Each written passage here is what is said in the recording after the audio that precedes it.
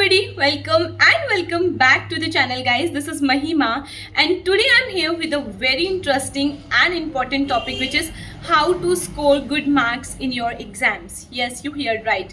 Or how to become a topper. So are you excited to know the tricks and tips? I know you are. So without wasting any time, we'll start our video. लेकिन video को आपको last तक ज़रूर देखना है, क्योंकि last में जो मैं आपको पॉइंट्स बताने वाली हूँ will be very very important. वो आपकी बहुत ज़्यादा हेल्प करेंगे आपको एक एवरेज स्टूडेंट से एक टॉपर स्टूडेंट बनने में.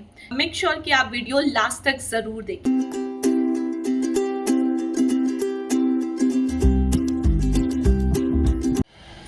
So the number first is slow writing. Yes, हम लोगों ने बहुत बार फेस किया है कि हमारा जो एग्ज़ाम पेपर है वो कंप्लीट नहीं हो पाता. हमें सारे क्वेश्चंस आते हैं लेकिन हम सारे क्वेश्चंस को अटैम्प्ट नहीं कर पाते हैं. तो आपको क्या करना है इस चीज़ में, इस पूरी प्रॉब्लम को हम दो पार्ट में कैटेगराइज करेंगे. Number first is analyse your question paper. Yes, हमें पता है कि फर्स्ट 15 मिनट्स जो हम लोगों को मिलते हैं वो क्वेश्चन पेपर को अच्छे से रीड करने के लिए दिए जाते हैं. तो इन 15 मिनट्स को भी हम टू पार्ट्स में डिवाइड करेंगे. पहले जो 10 मिनट्स होंगे, फर्स्ट 10 मिनट्स में हम अच्छे से सारे क्वेश्चंस पूरे क्वेश्चन पेपर को रीड करेंगे, अच्छे से एनालाइज करेंगे. ये देखना है आपको कि आपको कौन से आंसर्स बहुत अच्छे तरीके से आते हैं और उन सारे आंसर्स को क्वेश्चंस को टिक मार्क लगा देना है. ठीक है. अब जो भी सेक्शन हो, आपका ए सेक्शन, बी सेक्शन या फिर सी सेक्शन, जिस भी सेक्शन के सबसे ज़्यादा क्वेश्चन आपको सबसे अच्छे से आते हैं, हम उस सेक्शन से अपना क्वेश्चन पेपर जो है, अपनी आंसर शीट जो है वो लिखना स्टार्ट करेंगे. सो नेक्स्ट 5 मिनट्स में आपको क्या करना है, आपको अपनी कॉपी को प्रेजेंटेबल बनाना है. यस, शीट्स को प्रेजेंटेबल बनाना is very very important to gain the good marks. ये टाइम वेस्ट चीज़ें नहीं होती हैं, ये एक्चुअल में ट्रिक्स होती हैं जो कि अच्छे मार्क्स गेन करने के लिए हम लोग यूज़ कर सकते हैं. तो आपको क्या करना है, जिस तरीके से हम A4 साइज पेपर पे जब हम लोग असाइनमेंट्स बनाते हैं, हम लोग मार्जिन्स ड्रॉ करते हैं, सेम मार्जिन्स आपको आपकी आंसर शीट में ड्रॉ करनी है. इस स्लो हैंड राइटिंग का जो फर्स्ट पार्ट था, जिसमें हमने क्वेश्चन पेपर को अच्छे से एनालाइज किया था, इससे क्या फ़ायदा होगा कि आपका जो क्वेश्चन पेपर है अच्छे से जब आप एनालाइज कर लोगे तो आप वहाँ से स्टार्ट करोगे अपना आंसर लिखना, जो पार्ट आपको सबसे ज़्यादा आता होगा. तो इससे क्या फ़ायदा होगा कि जो चीज़ें आपको सबसे ज़्यादा आएंगी, सबसे ज़्यादा अच्छे से आती होंगी, आपका वो पूरा पोर्शन पहले ही ख़त्म हो जाएगा. तो बाकी का जो टाइम होगा वो आप उन चीज़ों को दे सकते हैं जो आपको अच्छे से नहीं आती हैं. इस तरीके से आप अपना जो एग्ज़ाम पेपर है वो कंप्लीट कर पाएंगे on the time. Number second which is very important is good hand writing. Yes, हम लोगों को बहुत बड़ी ही गलत फहमी होती है, या फिर दिस इज़ अ मिथ, कि अगर आपकी हैंड राइटिंग अच्छी है तभी आप एग्ज़ाम में अच्छे मार्क्स गेन कर सकते हैं. This is not true. बहुत सारे स्टूडेंट्स ऐसे होते हैं कि वो अच्छी हैंड राइटिंग लिखने के चक्कर में बहुत स्लो लिखते हैं और उस स्लो लिखने की वजह से उनका जो एग्ज़ाम पेपर है वो कंप्लीट नहीं हो पाता है. आपकी अगर हैंड राइटिंग रीडेबल है कि आप भी अच्छे से पढ़ पा रहे हैं और एग्जामिनर भी अच्छे से गेन कर पा रहा है चीज़ें, एग्जामिनर को भी सही से सारी चीज़ें समझ में आ रही हैं, तो आपके मार्क्स कहीं नहीं जाए. Number third is cuts in your exam in your answer sheets. Yes, अगर आप ओवर कट करते हैं या ओवर हैंड राइटिंग करते हैं अपने एग्ज़ाम पेपर में, सो बहुत ज़्यादा चांसेस होते हैं कि एग्जामिनर उस आंसर को इग्नोर कर सकता है. Yes, you heard right.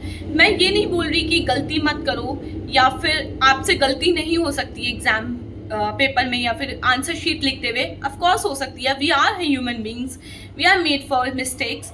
But what you need to do is, अगर आपसे कोई भी गलत सेंटेंस लिखा गया है या फिर कुछ भी चीज़ आपसे गलत हो गई है, तो आपको उसको सिर्फ एक बार सिंपल कट लगा करके छोड़ देना है. That's it. आपको ऐसा नहीं है कि उस पर आप ओवर कटिंग कर रहे हो. इससे क्या होता है कि जो आपका इम्प्रेशन है वो अच्छा नहीं जाता है एग्जामिनर में, और आप एग्जामिनर आपके मार्क्स तो नहीं काटेगा, बट बहुत ज़्यादा चांसेस हो सकते हैं कि वो उस चीज़ को इग्नोर कर दे. एग्जामिनर आपका आंसर जो है वो अवॉइड करके नीचे सेकेंड आंसर पे मूव कर जाएगा. Number fourth is forget your answers. बहुत ज़्यादा कॉमन प्रॉब्लम है, आपने कहते हुए भी सुना होगा या फिर हमारे साथ भी बहुत बार ये चीज़ें होती हैं कि हमने अच्छे से पढ़ाई की, हमने पूरी चीज़ें, पूरा टॉपिक बहुत अच्छे से हम पढ़ करके गए, लेकिन जब हम अपने एग्ज़ाम पेपर में उस चीज़ को लिख रहे हैं या फिर अपनी आंसर शीट में लिख रहे हैं, तो लिखते हुए एग्ज़ाम्स में बैठते ही हम चीज़ें भूल गए। ठीक है, उस केस में आपको क्या करना है कि सिर्फ बुकिश नॉलेज ना लिख करके, अगर आपको उस टॉपिक के बारे में कुछ भी रिलेटेबल आता है तो आप वो सारी रिलेटेड चीज़ें लिख सकते हो। अब रिलेटेड चीज़ में कुछ भी अगर मैं बोल रही हूँ तो वो कुछ भी has to be related to your topic. ठीक है, वो कुछ भी चीज़ जो है वो आपके टॉपिक से रिलेटेड ही होनी चाहिए, आपको टॉपिक के बाहर कुछ भी नहीं लिखना है। फॉर एग्जाम्पल, अगर टॉपिक में पूछा गया है कि डिफाइन लेबर, तो आपको लेबर ही डिफाइन करना है, आप एक्लेम्पशा या प्री एक्लेम्पशा डिफाइन नहीं कर सकते हैं।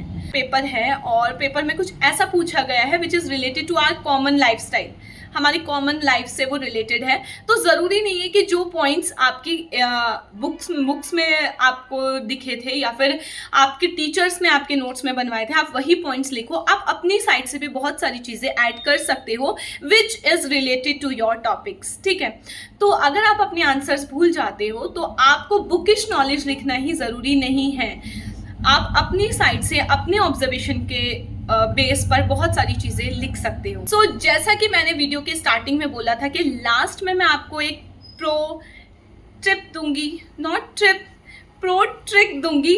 तो yes, here is the trick. आपको क्या करना है, अगर आपको बहुत अच्छे मार्क्स गेन करने हैं अपने एग्जाम्स में या फिर अगर आप टॉपर बनना चाहते हैं, सो आपको ज़्यादा मेहनत नहीं करनी है उसके लिए। डू नॉट, मतलब मैं ये नहीं बोल रही हूँ कि आप हार्डवर्क मत करो, बट हार्डवर्क से भी ज़्यादा ज़रूरी होता है स्मार्ट वर्क करना। Make your sheet very very presentable. What I use to do is, मैं क्या करती थी कि मैं एग्ज़ाम से पहले बिल्कुल भी पढ़ाई नहीं करती थी। एक दिन पहले मैं एग्ज़ाम से पहले सारी जितने भी कलर्स होते हैं, sketch colour, pencil colour, different colour के हाइलाइटर्स, स्पार्कल पेन्स, ये सारी चीज़ें खरीद करके लाती थी। स्केल, पेंसिल, अलग अलग तरीके की ये सारी जो भी चिट्स, मैंने बहुत ज़्यादा चिट्स का यूज़ किया है अपनी आंसर शीट्स में, ये सारी चीज़ें मैं खरीद करके लाती थी जिससे कि मैं अपनी कॉपी को प्रेजेंटेबल बना सकूं। तो आपको क्या करना है, आपको कॉपी को लिखते हुए, मतलब अपनी आंसर शीट को लिखते हुए उसको प्रेजेंटेबल बनाते हुए चलना है। आप ये सोच करके चलो कि मैं एग्ज़ाम पेपर लिखने नहीं जा रही हूँ, मैं एक ड्राइंग का एग्ज़ाम देने जा रही हूँ। फॉर एग्जाम्पल, आपका टॉपिक है या फिर क्वेश्चन आया है define pre eclampsia and eclampsia, classification of eclampsia, aetiological factors of eclampsia and how will you manage that thing. तो आपको क्या करना है, डेफिनेशन पूछी गई थी क्वेश्चन में सबसे पहले, तो आपको डेफिनेशन से स्टार्ट करना है। मेक श्योर करो कि डेफिनेशन को आप ब्लैक पेन से हाईलाइट वे में लिखो, बड़ा बड़ा कैपिटल लेटर में आपने डेफिनेशन लिखा। फिर उस डेफिनेशन को आपको एक क्लाउड में बंद कर देना है। जो भी आपने डेफिनेशन का हेडिंग डाला उसको एक क्लाउड में बंद करना है। क्लाउड में बंद करने के बाद उसको आपको हाइलाइटर से हाईलाइट करना है। डेफिनेशन आपने लिख दी, नीचे पूछा गया है क्लासिफिकेशन, आपने एक्लेम्पशिया लिखा, एक्लेम्पशिया को क्लासीफाई किया आपने दो पार्ट में। जब आप क्लासीफाई करेंगे तो मेक श्योर करो कि आप फिर से उसे क्लाउडेड फॉर्म में या किसी टेबल फॉर्म में आप बना करके लिख सकते हो। वो जो क्लाउड होंगे वो डिफरेंट कलर के स्पार्कल पेन से आप लिख सकते हो। टेबल अगर आप बना रहे हो तो अलग अलग कलर्स का यूज़ कर सकते हो, अलग अलग डिफरेंट काइंड ऑफ हाइलाइटर, सिर्फ एक हाइलाइटर नहीं, कम से कम आपके पास 3 से 4 अलग अलग कलर के हाइलाइटर्स होने चाहिए। अगर आप डेफिनेशन को एक कलर से हाईलाइट कर रहे हो तो आप जब क्लासिफिकेशन लिखोगे तो आपको डिफरेंट कलर का हाइलाइटर यूज करना है। लास्ट ईयर में ऑप्शन गायनी का एग्जाम लिखा था, वो इस ही ट्रिक के अकॉर्डिंग लिखा था। मेरे लिए तो ये ट्रिक बहुत ज़्यादा यूजफुल थी, इसलिए मैं शेयर कर रही हूँ। आपने टियोलॉजिकल, आपने क्लासिफिकेशन लिखा, डिफरेंट कलर के हाइलाइटर से हाईलाइट करना है। जो भी आप क्लासिफिकेशन लिख रहे हो उसको क्लाउडेड फॉर्म में बंद करना है। फिर क्लासिफिकेशन को आप डिफाइन कर रहे हो तो एक टेबल बना देना नीचे। टेबल को मेक श्योर करना कि आप डबल लाइन से ड्रॉ कर रहे हो, वो अच्छा इंप्रेशन डालती है। फिर इसके बाद टेबल बनाने के बाद अगर आपसे इटियोलॉजिकल फैक्टर लिखे गए हैं तो इटियोलॉजिकल फैक्टर बनाने के लिए आप एक और बड़ा सा क्लाउड बना सकते हो, उसमें इटियोलॉजिकल फैक्टर लिख करके उस अपनी कॉपी इस तरीके से बना दो कि एग्जामिनर को पढ़ना ही नहीं पड़ रहा है, आपकी कॉपी खुद बोल रही है। और एट लास्ट के एक और ट्रिप है, एक और ट्रिप नहीं है यार, एक और ट्रिक है। The trick is be attentive in your class. Yes, जब भी आप क्लास ले रहे हो बहुत अच्छे से सुनो कि टीचर क्या बोल रही है या बोल रहा है। जो सामने खड़ा हुआ टीचर है वो कौन कौन से एग्जाम्पल्स दे रहा है आपको। कई बार क्या होता है कि चीज़ें हम भूल जाते हैं, बुकिश नॉलेज हम भूल जाते हैं, लेकिन जब हम अटेंटिव होके मतलब पूरे अटेंशन से पूरे फोकस से क्लास को सुनते हैं तो वो चीज़ें सबकॉन्शियसली हमारे माइंड में रहती हैं। और बहुत बार तो ऐसा भी होता है कि जो टीचर एग्जाम्पल देता है हम सेम एग्जाम्पल अपने कॉपी में लिख करके आ जाते हैं। बस यही कुछ छोटी छोटी चीज़ें होती हैं जिनसे आप अच्छे मार्क्स गेन कर सकते हैं। और सबसे ज़्यादा तो भाई प्रेजेंटेबल, वो कहते हैं ना कि जो दिखता है वो बिकता है, वो दिख रहा है तो वो बिकेगा। दैट्स इनफ, दैट्स द कहानी ऑफ होल वीडियो इज जो दिखता है वो बिकता है।